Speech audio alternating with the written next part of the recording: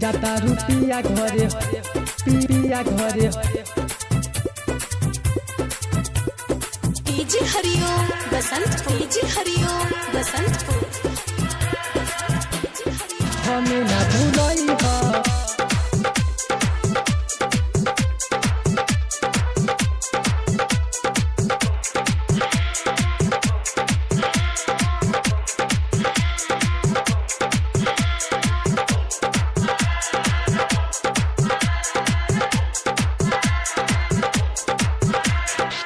जाता रुपिया घरे हमें ना भूलई ह ले लो ई नंबर फोन कके बतियई ह जाता रुपिया घरे हमें ना भूलई ह ले लो ई नंबर फोन कके बतियई ह आई याद कब ससुरा बोलई ह आई याद कब ससुरा बोलई ह पियावा के सेज पर यार के सुतई ह यार के सुतई ह जाता रुपिया घरे हमें ना भूलई ह ले लो ई नंबर फोन कके बतियई ह आई याद तब ससुरा बोलई ह आई याद तब ससुरा बोलई ह पियावा के सेज पर यार के सुतई ह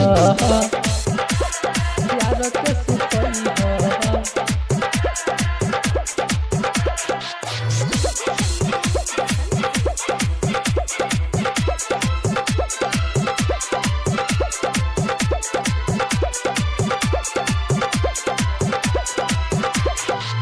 रखी ह प्यार याद गोरी रखी ह प्यार याद गोरी शादियों के बाद हो जठू करई ह प्यार जतई ह पाजा में धके यार हो पाजा में धके यार हो पैसा ना रही तो कल रे तू मरी ह पियावा से अपने तू तनी को ना डरी ह आई याद तब ससुरा बोलई ह पियावा के सेज पर यार के सुतई ह यार के सुतई ह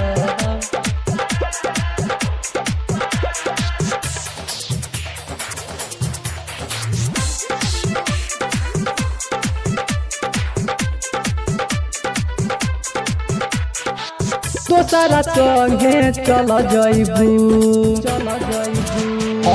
दोसरा संगे चल जइबू छोड़ी के पहिला पीत के कहेले अभिषेक राज तोहाँ से भूल न जइह प्यारे परदीप के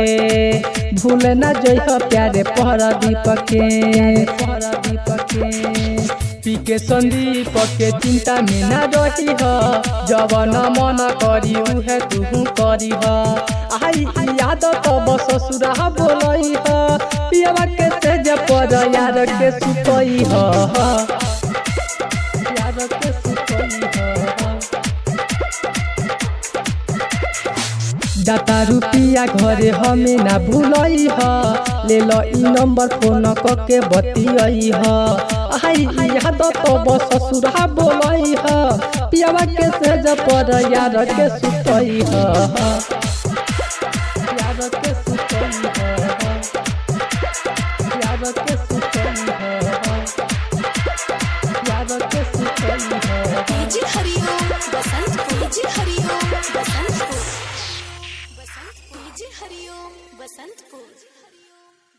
डीजे हरिओम बसंतपुर।